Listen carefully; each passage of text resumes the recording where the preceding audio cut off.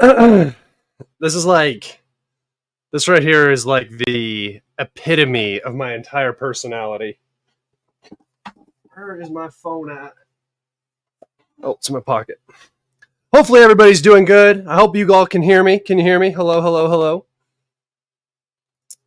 Let me know where you guys are at. Obviously, I have to go restart my whole... Oh, Netherlands. Nice, dude. Nice. We're just waiting for people to get in here. I'm going to retweet my live stream real fast, and we will get into it. I really wanted to do a live stream yesterday, but didn't work out the way I had hoped. I didn't have enough time. So, all right, we can't hear you. I think you can. Wales. God Save the King. Ooh. Puerto Rico, Sacramento, California, Germany, Colorado, Fort Collins, Colorado, to be specific. Sweden. Is that Hawaii? Oh, Kazan. You're from Kazan. Hi. I thought Portugal, Moscow, Broken Arrow. Brazil. I hope you all are doing great today. I'm doing good. I'm just going to slowly start to ramp into this live stream. So just hang out. We're just chilling for a second. I just have been running around nonstop. I got to get my brain focused and right. Let's see. Sweetistan, nice. Germany, Manchester, parts unknown. That's kind of cringy for you to say, but I like it. Pakistan, West Virginia, almost heaven. Let's see. I got a question here, and then we'll get into it. Lately, you've seemed to be ahead of other mappers I follow. Like I haven't seen anyone else yet report on Bonavriga and Katarnarivka falling. Do you have special knowledge or something? So I do have some sources that I am becoming very close with that are helping me tremendously and getting some early knowledge about a few places. They're not everywhere, so only in specific areas. So yes, on that, I don't know. Some other people might have the same sources. I'm not exactly sure.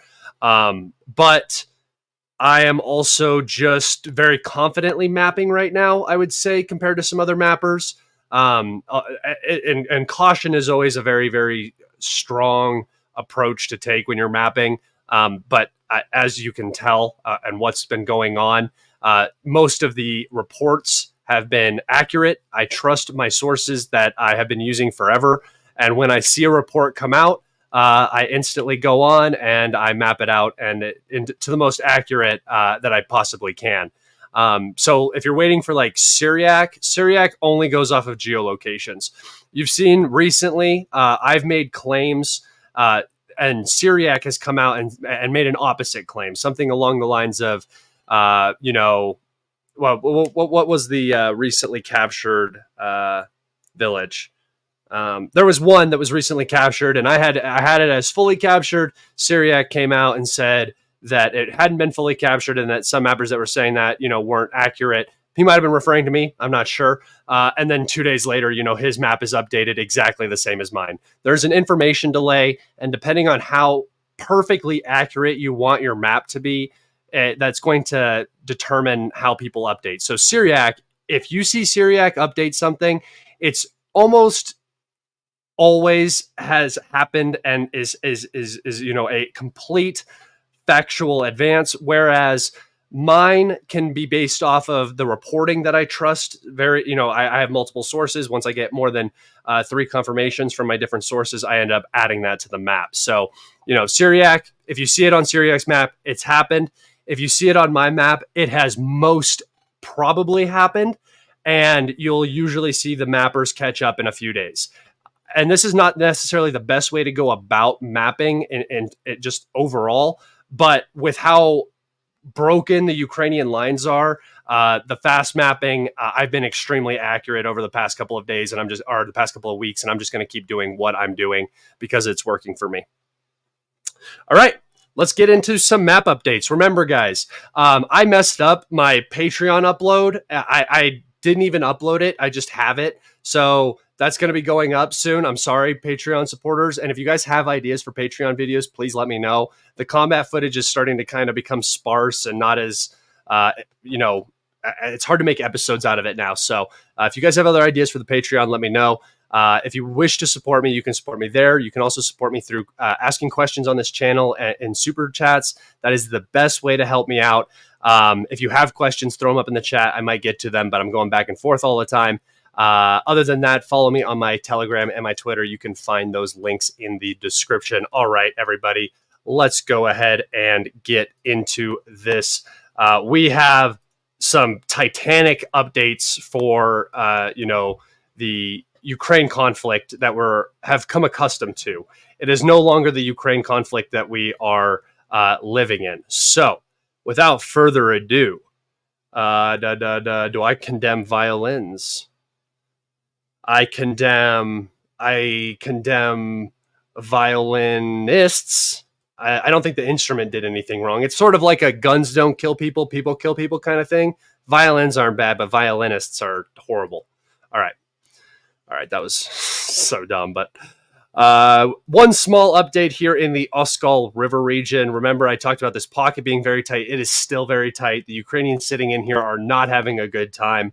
Logistics is rough, but there doesn't seem to be overly concerted efforts by the Russians to capture this Oskol bridgehead right now.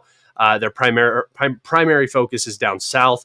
So while we are still seeing a small advance here, as I said, the Russians are going to take this P-79 highway up from Kurylivka up to Kupiansk up here and down to Liman area down here.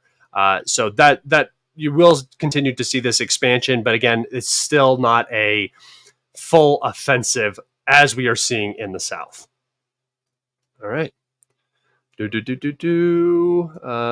have actually no updates in the Seversk region, no updates in the New York Donetsk region. There was a Ukrainian counterattack in this area here. I haven't fully filled in this part of the town right here. Some geolocations are back here. I'm not going to change my map right now because, in my personal opinion, I don't think that the Ukrainians have much strength to actually maintain any counterattacks that they follow through with. So while there might be some mappers that are showing some penetration back here over towards this church or somewhere in this area, I'm just going to leave this sort of as is and just kind of, when I talk about it, assume that it's a gray zone for now. But I imagine here soon this entire area is going to be captured by the Russians. So that conversation probably won't matter in a week or so. All right, now moving to the Pokrovsk area. I've had some people ask me why the Russians don't move through this area right here. And the reason for that is there's not a particular objective here that is overly beneficial for the Russians to take, right? There's no big cities. There's no big fortifications. It's just sort of open fields. I mean, there are fortifications in here, but it's open fields. So if the Russians want to commit forces to this area, they have to push very far. I mean, if they want to get to the highway or something, that's, almost 30 kilometers. It's just not a realistic area to push. And it's not an area that necessarily needs to be pushed until Donetsk falls and until the ring road here is captured. Once those two things happen, this area will probably just fall to the Russians because the Ukrainians will be forced to retreat. But for the time being, there's no reason for the Russians to push here, so that's why we're not seeing a lot of activity in this area. All right, so Seladove has been fully captured. If you remember, the last live stream I did, Seladove was not captured hardly at all. Right. So down here or up here, we saw the Russians move into this area. This was the previously captured zone. I guess probably through half of Seladove was about where we were in our last live stream. I thought it was a little bit further back, but probably half of Seladove. But since then, the Russians have captured all of Seladove. The city was captured without much of a fight, actually. And I did want to take us over to my Twitter real fast and just show you guys a video of Russian troops walking through Seladove. and also raising a flag in Seladove. So let's go over to that real fast. Hold on. Okay. Okay, so here is that video.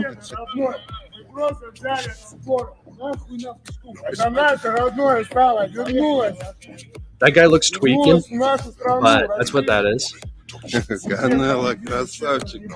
But what I want you guys to really focus on is the lack of damage you're seeing to these buildings. The lack of damage, and this could just be area by area, but you know, one of the big arguments I've been making about Seladove is this is really the first major city, 20,000 pre-war population plus, we'll just say, that has seen very little destruction.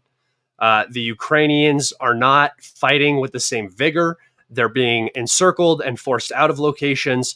And this is presenting a new look at the war, really, where the Russians are not destroying everything like they had in Mariupol and Severodonetsk and Soledar and Bakhmut. And when I say the Russians are destroying everything, I mean that the Russians are attacking, the Ukrainians are defending in the cities. That's why the cities are being destroyed, right? It's mutual combat, but the Russians are using a bunch more munitions than the Ukrainians are. So I just say the Russians are destroying the cities. The cities that are now being captured will be able to very quickly be transitioned from defensive areas to offensive staging areas for the Russians. Bakhmut doesn't have like running water. Seladove will still not have running water probably, but as the Russians push it into the rear, they will be able to hook up everything and get everything working. There's not going to be a ton of electrical fires and stuff like that because, you know, the whole city isn't just in ruins like Bakhmut was. This city is mostly intact, and this is showing, and this is going to show everybody that the Russians aren't there to destroy everything, right? They're not just leveling cities because that's how they think that they need to win or something. No, they're just engaging in mutual combat across the front, and then this is what you're seeing. He does look very tired, and he does look like he might be on some sort of battlefield upper, but that is just my personal opinion. And then here is the flag being raised over Seladove Administrative Building. Well, not the Russian flag being raised, I don't think, actually. It's just the Ukrainian flag being thrown off the building. So Seladove has fallen. You can see that this building was a strong defensive point and has been more or less destroyed. But that this is not the common scenes around the city. All right.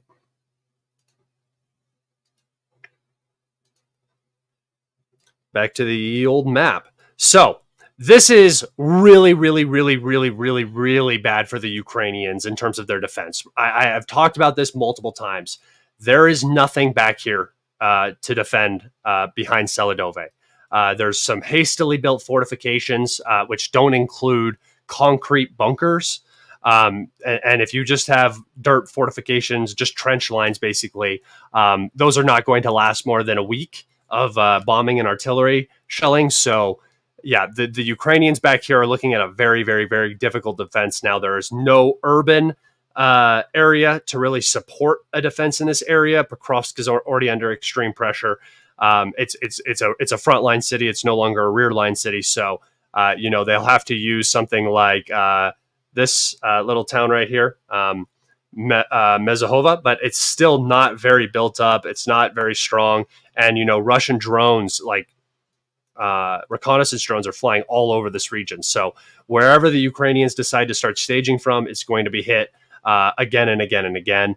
And what I believe the Russians are going to try to do is push out along the E50 here, capture some of these towns just south of Pokrovsk, and get up behind Pokrovsk and cut the logistics lines into the cities. So something like this is just for a demonstration. Something like this, sorry, wrong color. Something like this to begin the encirclement of Pokrovsk, right?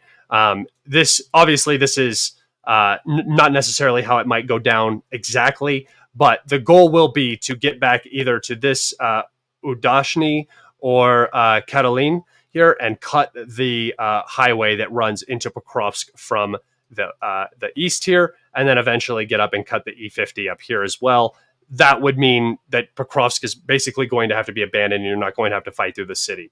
Again, just like Seladove, fighting through cities are costly, and if the Russians can just go around and force the Ukrainians out, why not do that? So Seladove falling is critical for the Ukrainians. It's going to just rip open this front here. And like I talked about, did I save that? No, I didn't save it. I don't think. No, I didn't save it. Oh, but here's my old prediction. That's done now, so we can delete that. But as I talked about, this area right here is in between. It's like two valleys, and I think that this is going to be where the Russians are just going to basically burst out into. Again, not a lot of defenses here, not a lot to hold the Russians back. And the Russians' main goal is going to be Andriivka, this forced settlement grouping right here that's connected to highways. We can see just from the zoomed out picture, obviously we haven't got into these updates, but this entire southern front is just moving. It's just shifting. And I'm going to explain what's happening down here in the south in a second. But as you can see, the jaws now, we're starting to get the big arrows, right? The big movements that could potentially cause big encirclements, big withdrawals, routes potentially. That's what's happening now, and we're going to continue to see this progress, specifically down here in the south, because of how weak the Ukrainian armed forces are now. They're running extremely low on manpower. They don't have available reserves. They're still losing manpower in Kursk, still fighting on the Oskal bridgehead. The Ukrainians are refusing to pull out of anywhere before the election happens. And that is, 7 days away now? So, or at least voting ends and everything. So when you're looking at this, this is the Ukrainians still trying to hold on. They're still trying to hold on to everything.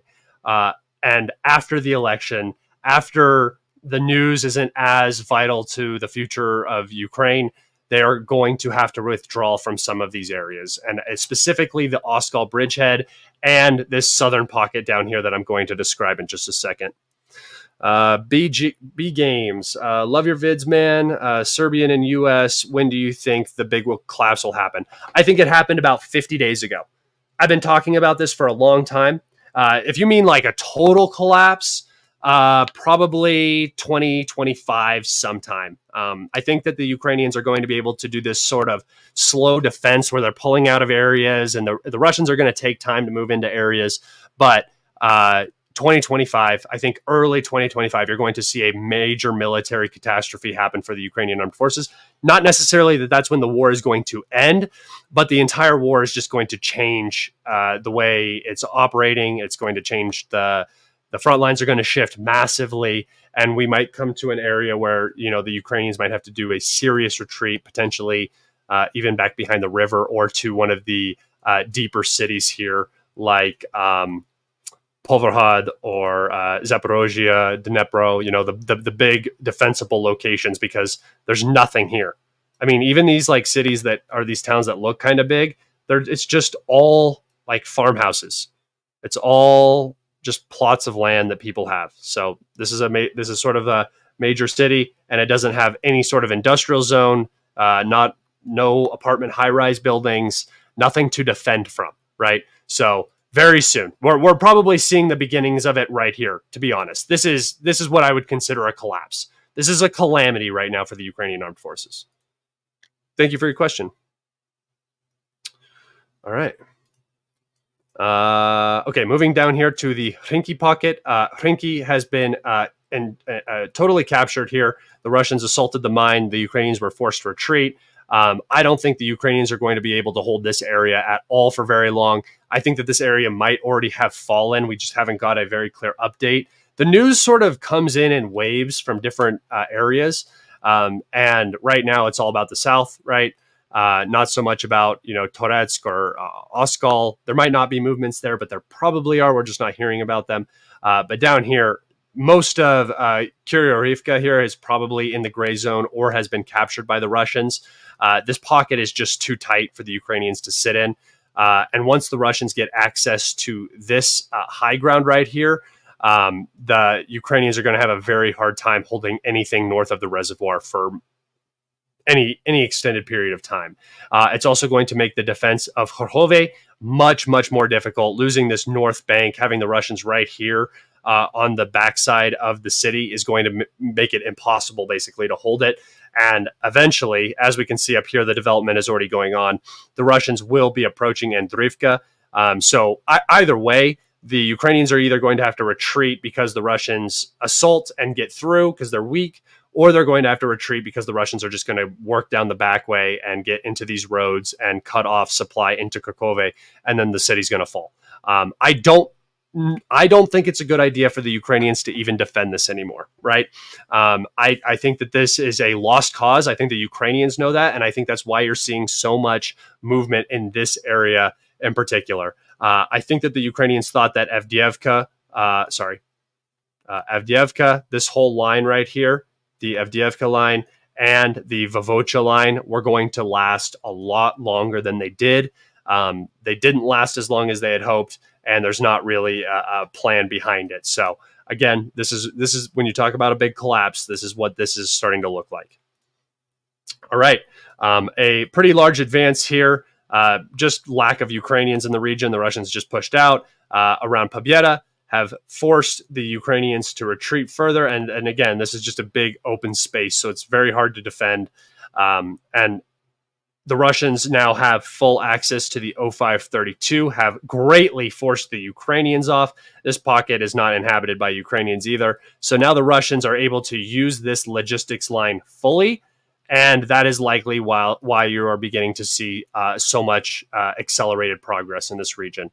The 0532 is now officially fully open for logistics from Marinka and Donetsk all the way to Zoloda Nyava right here. And then eventually Velika Novosilka.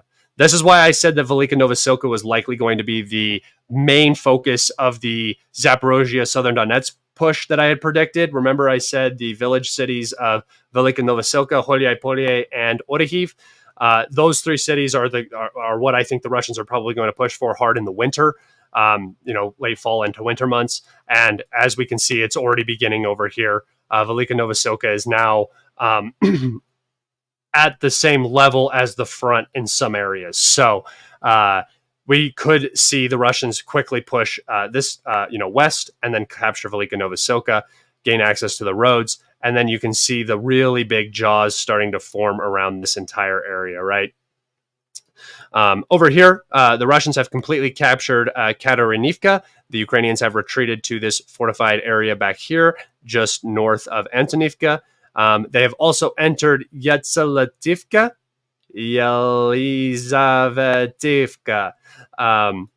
And this is, again, just bad news. The Russians should not be advancing this fast. It's great for the Russians. For the Ukrainians, it's horrible, right? This is something we haven't seen throughout the entire war. City, town after town after town, cities are falling without much of fight, and that's it doesn't bode well for the coming winter months, where defense gets even more difficult. Foliage falls off of trees. Warm or cold weather does damage. Snow hampers logistics. It's just everything is just kind of culminating into a complete disaster for the Ukrainians right now. All right, here, Boholyanevka has been captured by the Russians. This is the town north of Ugledar. I just want you guys to understand how important these commanding heights were for the Ukrainians. This is why Ugledar was such a big deal. It's why the Russians nosedived into it in 2022. They thought they could capture it. And the reason why is because now, look, the Russians have advanced 12 kilometers off of Ugledar. So this is giving them a massive berth. It basically, I talked to you guys about this. I said it made it impossible for the Ukrainians to sit anywhere within 15 miles, basically, because the Russians can just call in artillery, fire ATGMs, call in airstrikes in this entire area. So this is a death zone. And I really do believe that the Ukrainians are planning on retreating. I'm going to give a little marker here from the reservoir sort of like down this way and trying to hold Velika Novosilka. I think this is what the Ukrainians are going to be retreating to over the next 2 to maybe 3 weeks here. Where is this line? Make it a little bigger and make it orange. There you go. So that line right there is what I believe that the Ukrainians are going to try to fall back to defend from. And not necessarily on this exact line, but they have to keep this road open to Velika Novosilka. And, this has already been compromised. This entire area is compromised. It's compromised by these heights. It's compromised by the fact that the Russians have advanced massively. For the last advance we have today, the Russians have pushed into Shakatareski and Novoyukrainka. So these two villages have been breached by the Russians. Again, I don't think that there's a lot of strong Ukrainian defense in this region as is. And this is what I talked about. The South, the entire 2023 and early 2024 time period, the Ukrainians kept pulling brigades out of here, weakening this line because it was so strong with Ugledar. And now that Ugledar has fallen, it has created an entirely new problem for them. It is a wide-ranging problem that requires a ton of manpower, equipment, ammunition, and reserves, all of which the Ukrainians do not have. And now we are looking at a collapse in the south. I would just like to recommend to you guys, you go back and watch my episode 86, not my live stream, my actual video episode. You just go to videos, you'll see it. Episode 86, Russian summer-fall offensive predictions. This is exactly what I was talking about. This is precisely what I was referring to. You go and look at my map, and it is almost exactly, this is the second to last phase right here, right? Reaching this road, capturing Kharkov is the second to last phase. The final phase is pushing to Andriivka. And I said, well, I didn't actually say that they were going to push to Andriivka. I said that that was going to be in the next, winter maybe. The maximalist goals were capturing Pokrovsk, and this entire line right here, including this particular highway. So my prediction has basically come completely true. Obviously, there are some small battlefields here and there where the direction might not have been exactly right when I said they're going to advance this way, that way, that way. But at the end, the overall picture is almost precisely what I had envisioned for this time period heading into the winter months or into the muddy season. We are in the muddy season, but I don't think the Ukrainian, I said this prior to the muddy season, but the spring muddy season wasn't particularly bad, right? This muddy season also doesn't look particularly bad. However, the winter is supposed to be horrible. I don't know if that's going to be true, but that's what people are saying and predicting. So yeah, here is this pocket. I think that the Ukrainians are going to basically have to retreat behind this line here and set up defense around Andriivka. They cannot lose, Andriivka.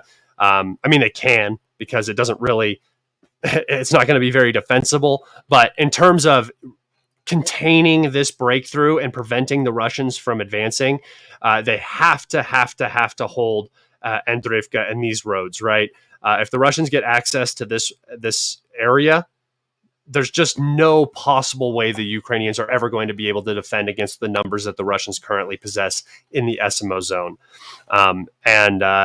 So I think you're just going to see a continued amount of pressure in the southern area, pushing out for Andriivka. The goal here is Andriivka.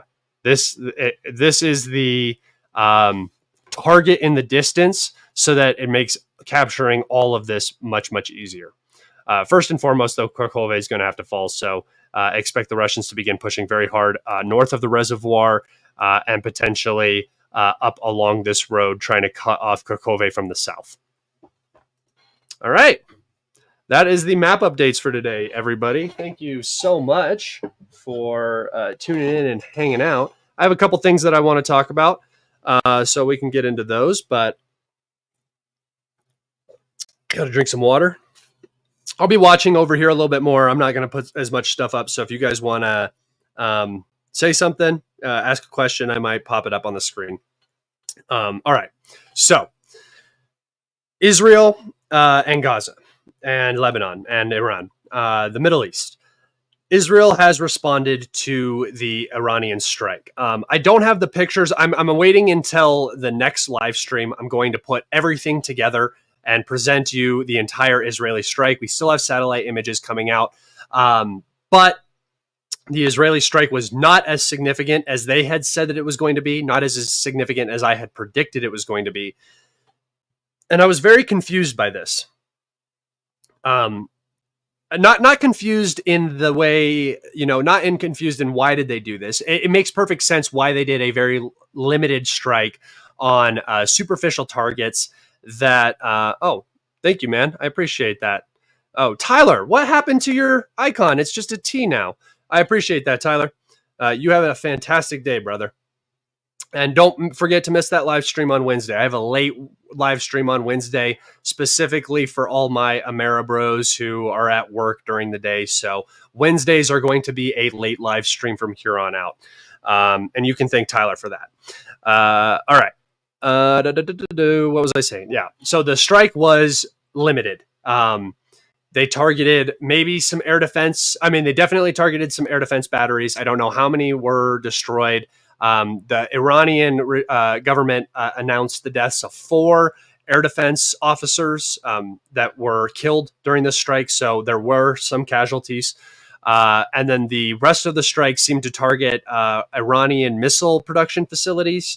Although they're saying that the solid fuel for ballistic missiles was damaged. That's not true. The facility that was targeted makes short range missiles, ATGMs, stuff like that. So that was the facility that was hit. As far as we can tell, we don't have all of the satellite images, but the strikes really appear to be very superficial.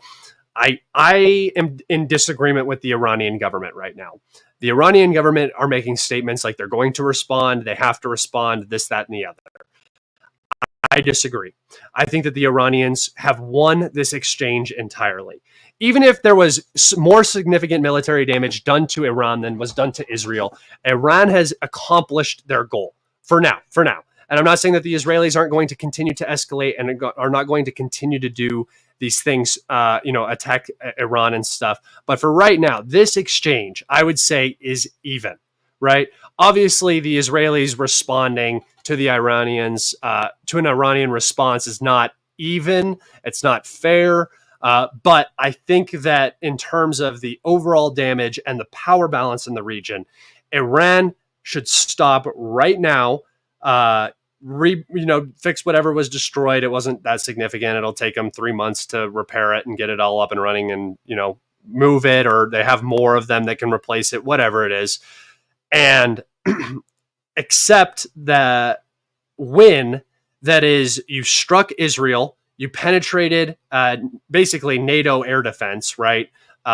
U.S., everybody who is in the Mediterranean helping defend Iran from this ballistic missile attack. You forced the United States to rotate 2 THAAD batteries to Israel. I don't know if the second one actually got rotated, but they were wanting it.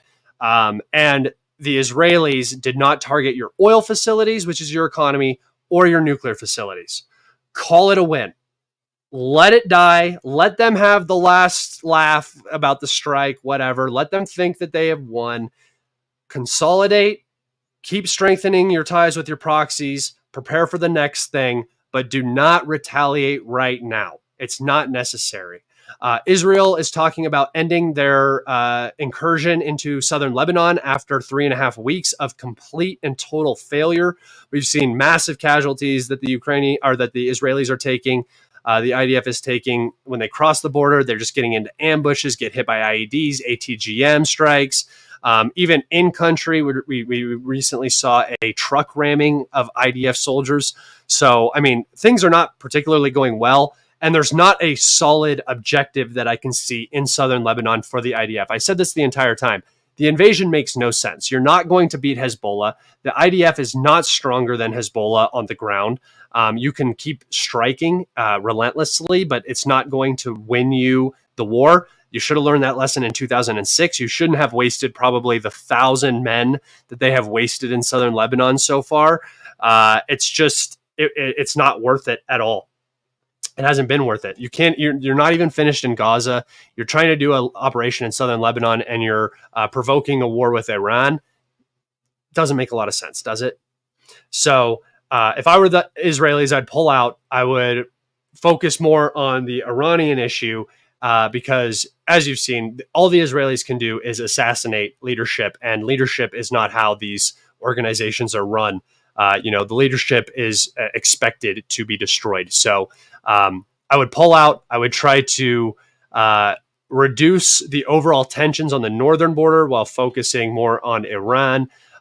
However, Israel is in a place where if they go back to a peaceful setting, Netanyahu is probably going to be removed from office. So expect more escalation. The last time we thought everything was kind of done in April, Israel decided to continue escalating by assassinating the Hamas chief negotiator in Tehran, and then also the Hezbollah leadership in southern Lebanon, which has then led to this tit-for-tat exchange between Iran and Israel and heightened tensions between Hezbollah and Israel, and no chance of negotiations with Hamas in Gaza. So it's very clear what the Netanyahu government at least wants to do, what direction they want to go in. But in terms of this exchange, I would say Iran, don't respond, take the hit, accept it for what it is. But, I'm not the Iranian leadership. I don't have all of the intel ahead of me. Maybe they are thinking that they're going to go to war anyway, and they need to either commit to a deterrence policy where if they're struck, Israel will be struck, which is acceptable, I guess. I don't think it's great for Iran's longevity because I think at a certain point, the U.S. will get involved and will do significant damage to the Iranian economy and the current regime. I can't give you the exact power balance. I don't know if China is going to step in and support Iran. I don't know if Russia is going to step in and support Iran. Not, physically step in and support them, but with everything they need, keep them armed and keep them fighting and keep them with whatever they need to continue on. Because with a combined NATO air campaign against, or Israeli-U.S. air campaign against Iran, they're going to do significant damage. The infrastructure is going to get hit. Everything's going to be battered. So, I would say don't respond if I was Iran. I would say respond, but in a quiet manner where you are continuing to strengthen your proxies and continuing to weaken Israel's position geostrategically, right? That's what I would say, or at least regionally strategically. That's pretty much all I have to say about the Middle East. It's just kind of cruising along at its normal pace. If something exciting happens, I will let you guys know. What kind of AD do you think Iran used? Probably S-300s. I don't know if the S-400s were engaged, and we saw a bunch of short-range air defense systems taking out what was likely drones. All right, I have a couple articles that I want to read, just talking about some stuff, and then we'll just get into some questions, and then we'll wrap it up, everybody. Let's go here. All right. Ukraine's Zelensky says North Korean troops are poised at the border to join the war, right? And he also canceled the UN chief's visit after the UN chief went to the BRICS summit in Kazan. So there's a couple different things going on here, but primarily I'm just here for the title. Because the Ukrainian government is trying to push really, really, really hard that they're under attack from a multi-nation alliance, and that the North Koreans are somehow going to do significant damage to Ukraine. I highly doubt this. I've said the entire time, I think that these troops are just going to be in the east. There's no point for Putin to change the equation right now. He is clearly winning, as you just saw from the map. What are 3,000 North Korean troops going to do? Nothing. Could they possibly be engaged in Kursk to end the Kursk incursion? Yes. Will they? I don't see why. North Korea could have advisors in the region, but actually sending a brigade to fight doesn't make a lot of sense to me. I think that they're just training in the east because Russia and North Korea are strategic partners. It would be like Canada, you'd be like, why are there Canadian troops being trained in the United States? Huh? Why is that happening? Oh, because they're partners, and they can do that. Because if as long as you're not looking at them as the enemy, it's not two enemies working together. It's just two allies training right across their border. It's stupid. All right, and the final article that I wanted to talk about today. This was just JD Vance. Oh, you guys, did you notice that I got an ad blocker? Wow. I did it for everybody. Yeah, so JD Vance was talking about negotiating with Russia is a necessary part of ending the Ukraine war. So I don't really think that this has anything to do with... I hope you guys can't hear that. Blasting this. No, okay, it's muted. JD Vance saying that, it's very clear that the situation for the United States is we want to pull out. And I wanted to make this argument because I've said quite often that the U.S. presidential election doesn't really matter. U.S. foreign policy, U.S. Strategic outlook is always going to be the same, right? The difference is the pathway that an administration can take going forward to mend an issue or exacerbate an issue or whatever the intended purpose is. So for Trump and Vance, they want to end the Ukraine war. They don't have a personal reputation investment. They do not have a money investment in Ukraine, right? Ukraine is not making the military industrial complex money anymore. It is now just a drain. It's all it is. The military industrial complex is not getting orders filled from the Ukraine conflict anymore. So that's just a no-go. It's very clear that Ukraine is losing. The proxy has run its course, its usefulness. It's done, right? So Trump and Vance would likely just end the war because they would force negotiations by denying support. Would Europe go along with that? I'm not quite sure. I don't really think they have much of a choice. Biden-Harris, they can't pull out because they have reputation on the line. They'll pull out after the elections, but for right now, they can't say that. They can't make that argument. And even after the elections, it's going to look like a lot of egg on their face if they just gave $300 billion to Ukraine and then they pull out and it's it, right? That doesn't make any sense. So I think that the Biden-Harris administration, whoever, Harris next, if she wins, are going to have a very, very difficult time dealing with this issue. It's going to become this forever war that they're financing and losing, and it's going to be horrible. It's not going to be a good look. Trump, Vance get in. They're going to pull out. The goal is still the same. The Biden campaign or the Harris campaign, the administration would love to pull out of Ukraine right now. They just can't because they overinvested.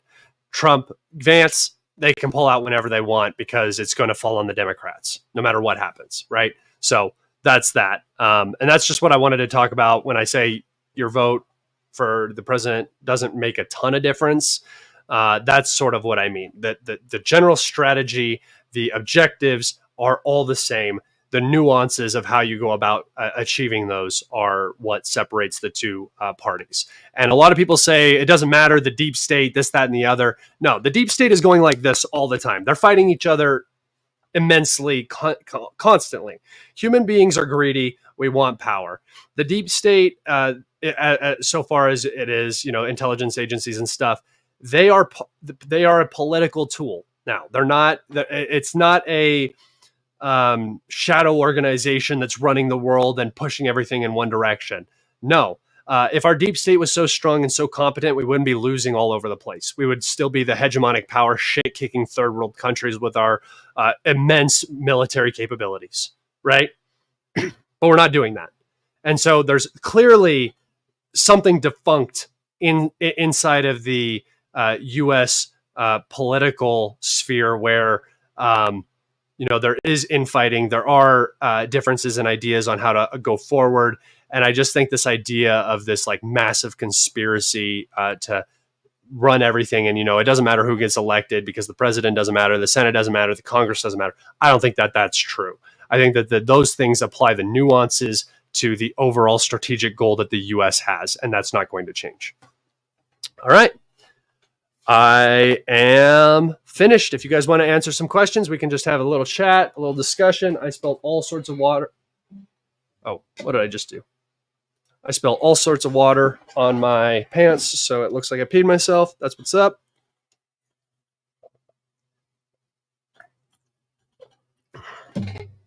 Questions, guys. If you have questions, go ahead and get them in. Can you decipher what Trump said on Rogan's show? He certainly has some ideas of how to threaten Putin that he keeps secret. He used the threats against Kim. So it's not threats. This is something, he's not going to go and threaten him. He's not going to be like, I'll wreck you if you do this. No. He goes there and he says, first off, he's not pushing the same agenda that the Biden administration was. And he's coming into a losing war, right? That's his situation. So he's going to come in. He's going to say, I want this done. I want this deal. I'll make these concessions. Here we go. Let's get it done. And if you go back on this, we're going to have real problems, right? That's what he does. That's what he did with Kim. What I don't understand why the whole Kim Jong-un thing was so bad. He went in there and he opened up relations. He got everybody talking. If you wanted to destroy the North Korean regime, that's how you do it. You don't let them hunker down. You open them wide up and you let South Korea go in there and turn that whole place into K-pop land and it's over, right? That's how you would do it. The westernization of any Eastern country goes that way, right? What was it? Metallica in Moscow after the end of the Cold War. I mean, it's how we do things. So he's not going to go in and threaten. He's going to go in and make a deal. And that's what the Biden administration won't do. That's what the Zelensky government won't do. And that's what Trump is going to end up doing if he gets into office. Because that war does not suit his administration at all. It doesn't suit the Kamala Biden administration. They just can't back out of it. Whatever happened to Jackson Hinkle? I think he was banned on almost everything. And then I don't know if he got scared by the threats coming his way, but I haven't heard much from him. That's like that's sort of the way he runs things. It's sort of live fast, die young, leave a sexy corpse kind of way of running his YouTube page. They don't usually last long. They usually burn out quick. It's a lot, man. I sit here and I go, look at my map. Look at my map over here. Ask me questions about my silly little map. I don't get worn out by doing that. So he has gone communist. He was always communist. He was a liberal before he started hooking himself into identity politics. And that's how he grew so fast, was identity politics. He is on Twitter. I see him posting sometimes on Twitter.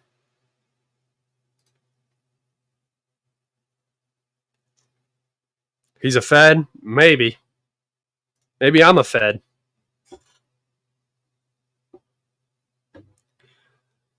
Do you think he will get to see urban battles? Oh, do you think we will get to see? I think of Pulverhad and the Dnipro. Potentially. I hope not, but potentially. It just depends on how long the Ukrainian military can actually stay a cohesive unit. It's still a cohesive unit as we speak. Maps and war go together so well. Yes, they do. They're actually vital for one another, usually. Jackson Hinkle does have a show. I saw it a few days ago. On YouTube? I haven't seen him on YouTube in forever. I do dress like a Fed. Got the collar on. I don't dress like this normally. This is the only time I dress like this. You guys get to see my best hour in terms of my dress. Scott dresses like a Fed on a drug sting. I just put on my wife beater. I have a bunch of the wife beaters. That's what I would put on. That's what a Fed would say. It is true. I am a Fed, and that is what a Fed would say. You don't need a map in free-for-all. Yes, you do. You don't look at your mini-map in free-for-all? Are you serious? Is that why I ruin you in every single game we play against each other? I don't know, Tad Ka, but If you play free for all and you're not looking at your mini map, you probably suck at the game. Do you think it benefits Russia more to have a depopulated, dysfunctional Ukraine or a proper neutral state, which can be overthrown again by the West? I think a neutral state is probably more beneficial for Russia. A neutral state that is very closely tied to the EU. It would have to be a rump state in this equation, right?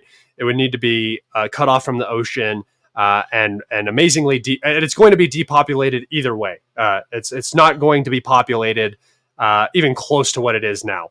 As the Ukrainians start to lose, you are going to see mass exodus from the country.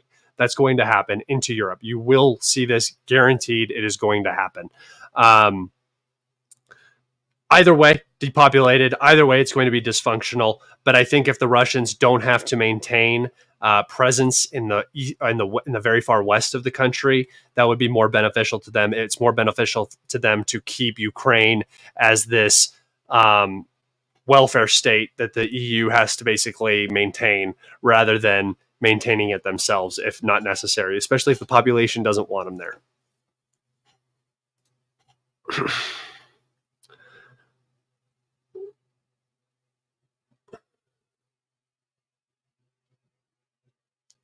Have I heard of the propagandist known as Professor Jordaeus? Jordaeus?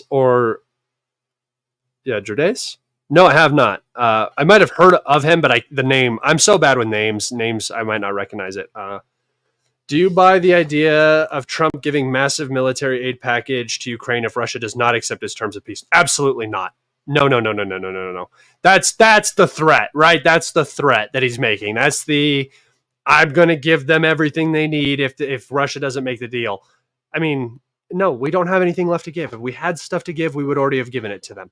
What are we going to put them through another year of training? With what men? With what time? I ask you, how is this possible? It's not.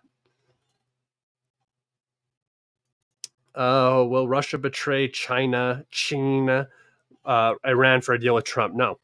You guys are mistaken. The deal is not going to be something that Russia. The deal is going to be ending the war, so that the U.S. doesn't have to keep pumping money into the situation, right? And Europe doesn't have to keep pumping money into the situation. That's what the deal is. The deal is not something where it's going to pull Putin away from China. Why would he do that right now? He's already seen what the West has done.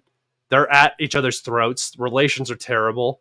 No, he's not going to go back on China. China is the future, whether the United States is strong or not. China is the market that they want to hold on to. And the European market's going to open up again eventually. It has to, right? They can't survive without cheap Russian energy. So it's going to have to open up again eventually. Question: if you're such a patriot, why are you against U.S. furthering their strategic interests overseas? I'm not. I've said this on multiple occasions. If we were shit kicking everybody all over the place and things were amazing for the American people, I would be waving that flag so hard. But we're not. We're systematically losing everywhere because we are too careful to commit. We're not actually, if we're going to be the bad guys, let's just be the bad guys. Why are we half supporting a genocide in Israel instead of just going in and taking over the Middle East? Right? And you say that, but then you go in and you try to do that in 2000, and what ends up happening? You don't end up winning because it's impossible to take over places across the world that don't have any of the same cultural values as you. You're trying to instill democracy in places where democracy cannot survive, right? That's the biggest issue. So I am an American patriot. I want America to win. I live here. If my grocery bills were lower, if my gas wasn't as expensive, if I could go out and buy a home right now if I wanted to, that would be fantastic, right? But that's not the reality for most Americans. Most Americans are suffering, and the U.S. is losing geostrategically across the board. We're losing in Ukraine. We're losing in the Middle East. We're losing Africa. We're losing the South China Sea. We're even losing in South America on our hemisphere. It's pathetic. It's awful. So yes, I'm an American patriot, and this is not the America that I support. There you go. Have you ever heard of the story of the Ukrainian 112th or 110th Territorial Battalion? They were semi-encircled and hungry and forced to withdraw with high losses. That's every single. So that's not just this unit. That's Saladove was that way. Ugledar was that way. It's going to be like that forever now. So yeah, I did hear it, and there's going to be more desertions. There's going to be all that stuff. So yeah, that's exactly what's happening all over the place.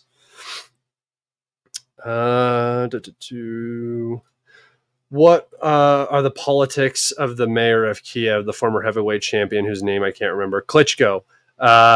He's just another yes man. He was potentially an option for the presidency before Yanukovych, but that didn't end up working out.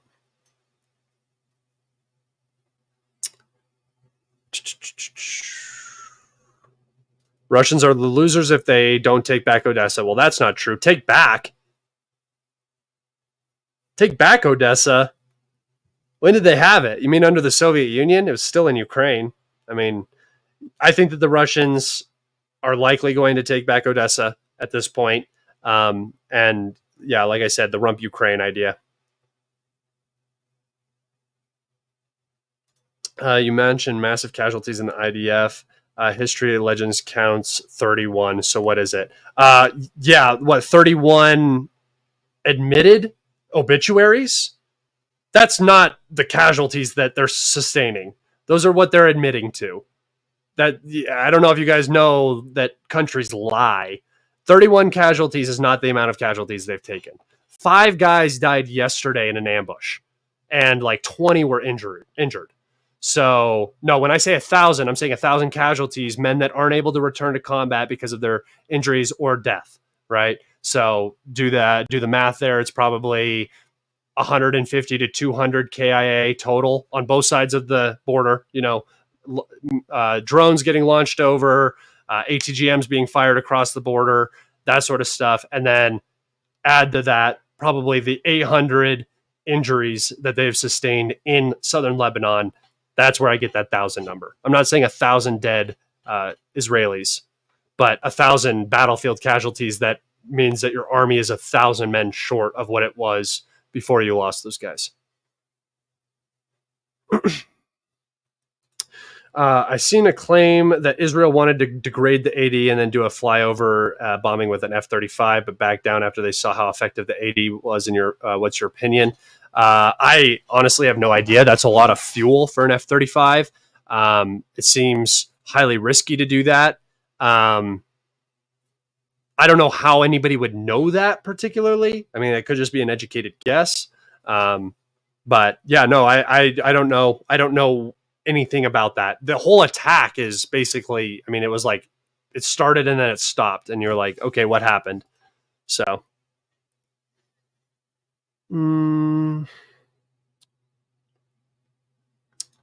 what social consequences and how possible is it for Kiev to draft the youth into the war? If they draft the next age group, which is so small it won't make a difference anyway, there will be immense domestic backlash. That's the death of the country. If you also start inducting women, that's going to be horrible as well. Yeah, there's not really a good way forward with that. Objective of growing the army. There's not a strong way forward. And that's why I've been talking about the collapse, right? If they had the ability to mobilize all those men, they would have done it already. This is also why I think the casualties are a lot higher, and the emigration from Ukraine is much higher than is being suggested. I think that Ukraine is a very, very empty country at this point. Iran is done, dude. It's over. They're dones. They're donezo, even though nothing happened. I mean, let's say that they lost 3 air defense batteries, which would be a pretty decent strike, and even their ballistic missile capability, production capabilities were hampered, let's say, for 6 months. How many missiles do you think they have? because I think they have a lot of ballistic missiles. I think they have enough ballistic missiles to destroy Israel a couple times over in terms of all of the important military bases, vital infrastructure like generation facilities for power, water treatment, all of that sort of stuff. I think that they could destroy Israel a couple times over, and make living in that country basically next to impossible for the population, which would be the only requirement of a Iranian ballistic missile strike. So I don't think Iran is done, dude, but you might be being sarcastic. I can't tell. Have you heard the story? Oh, I already read that one.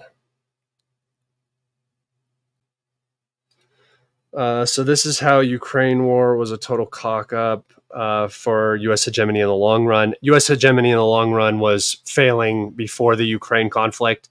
This is just a exacerbation of it. But yes, this is a major setback. It shows that, well, first off, it shows that BRICS is going to be viable. It shows that BRICS, Russia is not isolated after going against the U.S. Hegemony, which is a big deal. And it shows, and it has created not only a monster Russian military that is now a very real problem for the United States, not in terms of like being invaded or being fought directly, but in terms of future conflicts. The Russian military is an entirely different beast right now. Syria is probably going to be wrapped up pretty quick after this, after Ukraine finishes, if the Russians go about that. I think that they've created the military beast, and then economically now BRICS is coming out with their own financial system to counter SWIFT, which is going to rip open U.S. hegemony. It's going to be the end of U.S. hegemony, pretty much.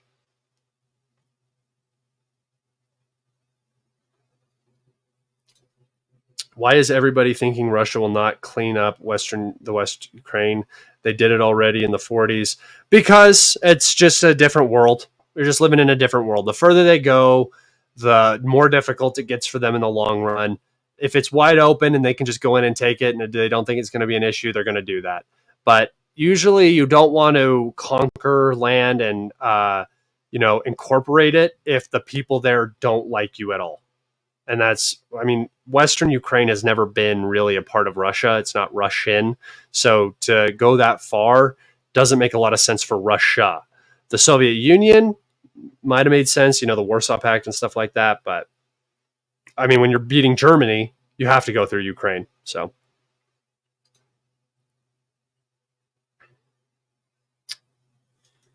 Are you familiar with the Asimov Foundation? Asimov seems like somebody from a Call of Duty game. How does it feel to live in a decaying empire? Horrible. Horrible, especially because I'm screaming about it from the top of my lungs every single day of my life, and I get called a traitor, a propagandist, a shill, all sorts of stuff all of the time for just screaming the exact truth at people, and they don't care to listen. And that's the problem with human beings. And that's why empires go through this cyclical repetition. They are very strong. There is a defining moment in their empireship. For the Romans, it was when it became the Roman Empire, right? For the Greeks, it was Alexander the Great. There is always a defining moment of an empire that shows its massive expansion. For the United States, it was World War II and the creation of the nuclear bomb. All throughout, the 50s, 60s, 70s, the U.S. was exploding and growing and very prosperous. And then after the Cold War, we lost our enemy that united us. We got into the global war on terror. Our military got hyper-specialized and hyper-focused. Our population became less interested with American nationalism and American prosperity and more interested in their own prosperity. We've become obsessed with gender and sex, which is something that you saw in the Roman and British empires near the end of their empireship. It's just a repetition, right? At least I get to live in the end of an empire and not outside of the empire, or at the beginning when you have to sacrifice everything to create the empire. So still basically won the lottery here, but it's unfortunate watching a geographically isolated superpower not be able to dominate the world like we should be able to. So.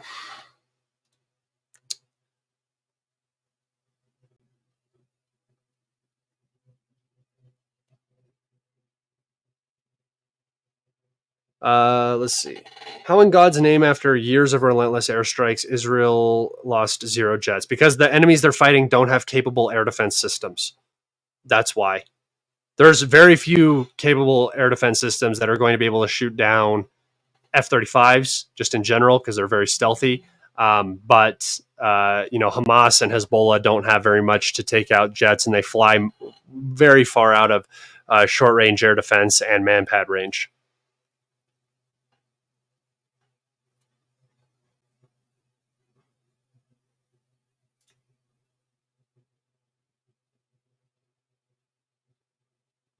Does this guy not know?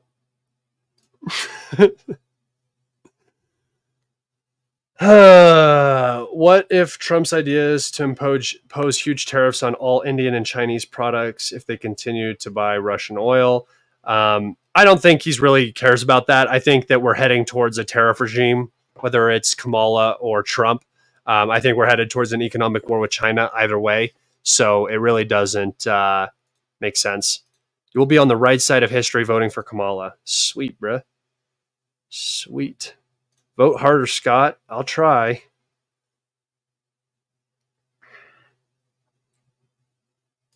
Yep, people never learn. Pretty good.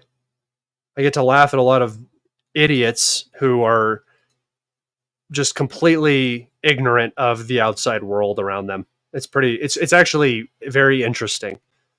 Would you rather live at the beginning of the Roman Empire or at the end? In terms of like if you had a time machine. Like the beginning of the Roman Empire, it wasn't as grand, right? There wasn't as much debauchery. It was a lot of fighting and dying and pain and suffering. So I don't know. I think right before the end of the Roman Empire is exactly when I'd want to go. Right at the start of the debauchery. Would Poland take a chunk of land in Hungary and Romania? Yes, if the Russians were going to capture it all, I'm sure they would. I'm sure the Russians might offer it to them. Because the thing is if Poland compromises the territorial integrity of Ukraine and Romania does the same, it will make the Russians look much less worse, right? That would compromise a lot of the Western alliance in terms of their narratives. Talk about China-India border deal. That's just a thing that's been going on forever. China and India are like this. They can't be separated, right? They're over reliant on each other for a lot of different things. They have the ability to cut off each other's international trade, which doesn't work well for either of them. They are physical neighbors, so it is much more beneficial to be prosperous with your neighbors. And they also have 2 huge populations, so those are 2 huge markets for each other to work with. The territorial disputes you see and the stick fighting, that's like such a microcosm of Indian-China relations that I don't really think you need to overanalyze it. It's just angry men on the border smacking each other with pipes.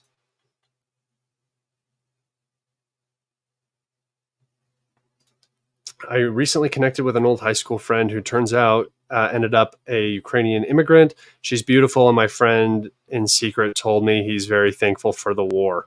Oh, that's rough. I mean, oh wait, he's very thankful. Yeah, because he got a hot Ukrainian chick, of course. I'd be very thankful for the war too. If I got a smoking hot, I love my girlfriend. I love my girlfriend very much. If I got a smoking hot Ukrainian girlfriend. Did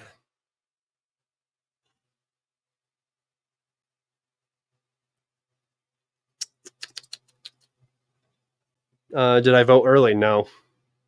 I'm barely going to vote on time. Okay. I'm barely going to make it down to my old high school to vote on time. Oh, maybe I won't go. I'm actually kind of far away from my old high school now. That's where I voted last time, because last time I voted was 2016.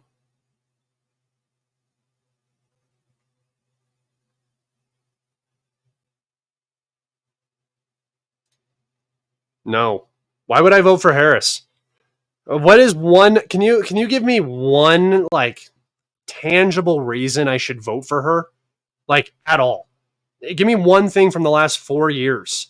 I mean, I know she's not in charge of policy, but she's not going to be in charge of policy when she's president either. That's going to be her administration. It's going to be the same carryover administration. Nothing's going to change. It's going to get things are going to get worse. I mean, if you're a single issue voter and you care about abortion and that's all you care about, I think you're an idiot. But go ahead and vote however you want for that singular reason. Outside of that, I really don't see any particular reason why I would vote for her.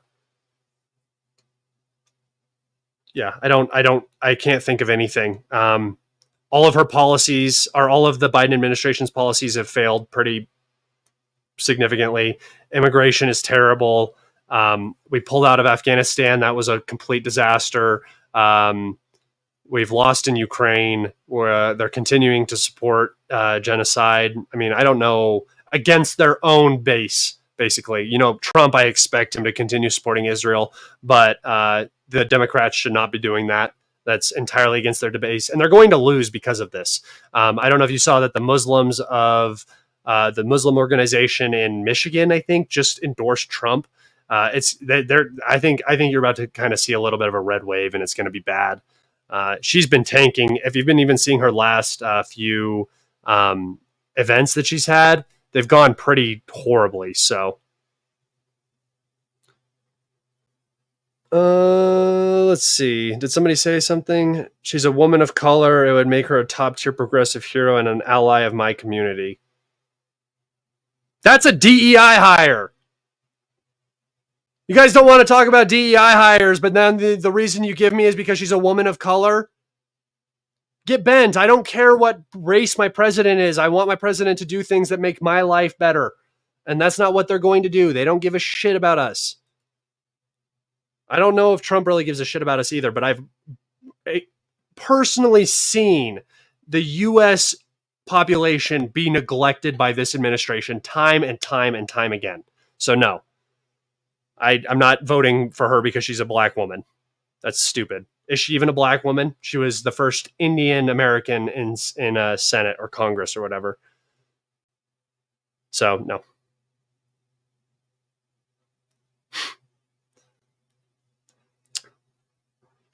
Have you seen any reduction in Russian military or artillery fire since the drone strike in Tibet? No, not at all. Not even a little bit. Literally not at all. I'll vote for you. Monkey with a gun. She's a strong black woman. Yeah, see, I think your arguments are based off of your emotional ties and I don't know if you're white.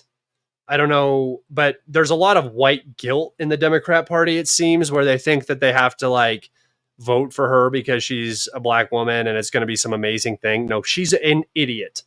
If you got a real intelligent black woman in that position who is going to run things well, even from a liberal standpoint, they would have a better chance of getting my vote. She is a moron. She can't answer a question.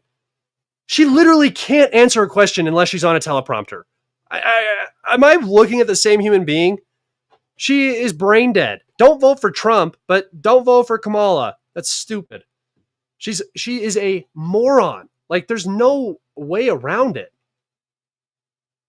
She can't do interviews. She can't string together a proper sentence. If she talks about her goddamn family being middle class one more time, I'm going to lose it.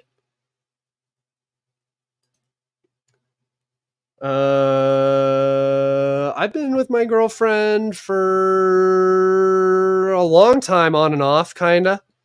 Probably like a year and a half, 2 years now, I think. There was a lot of situations going on back in the days. And how did I meet her? In the gym. Her friend stalked me, found me, was super interested in me, DM'd me. I hung out with her a couple times, realized that she was a absolute crazy whack job, and then kind of fell in love with her best friend. So that's how that went. she was the kind of girl that was like, will tell you that she loves you in like 3 dates and wants you to get her pregnant instantly. That kind of crazy. And I later realized that my girlfriend is kind of a pushover, and she very much attracts the craziest women to be in her friend group. I don't understand how she does it. She doesn't keep friends for very long because they're crazy. They're literally batshit crazy people. Hopefully her new friend that she just made is not. She seems better, but we'll see. Thank you for that awesome question about my girlfriend. Yes, it would be funny. If Kamala did get in office, it would be funny. We would get 4 years of presidential bedwetting from Kamala. So that would be, imagine her talking with Putin. Oh my God. Oh my God. I don't understand how. That cackle's horrible.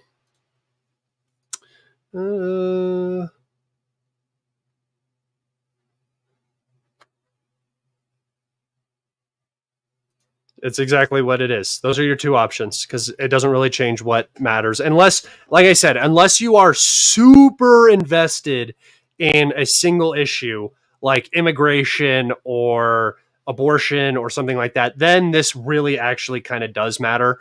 But in terms of geopolitics, it's nothing changes.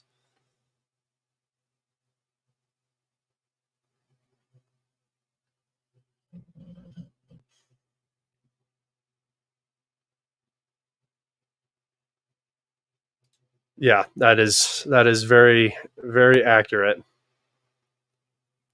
I'm asking for trouble, Scott. I'm always asking for trouble. Waltz is a commie. They're all commies. Her dad was literally like a part of a communist organization, or he's a professor of economics, and it's like commie economics. So, do you think the world will survive a 4-year with Kamala? Probably. For me, it seems really difficult to push a nuclear button because it just means you lose. Just pushing that button just means you lose. So. All right, guys, I am going to wrap it up there. Thank you so much for tuning in today. We had 7,490 people tune in. I am more than grateful to all of you. If you wouldn't mind clicking that like button, clicking that subscribe, I appreciate it more than anything else. If the updates keep coming, expect the live streams quick. Sorry, I was very busy this weekend. Finally found some time, but it is 2:20 and the Chiefs game is coming on. So I'm going to go catch that. I will see you guys on the next one. Take care, be safe, and eat your vegetables. Goodbye.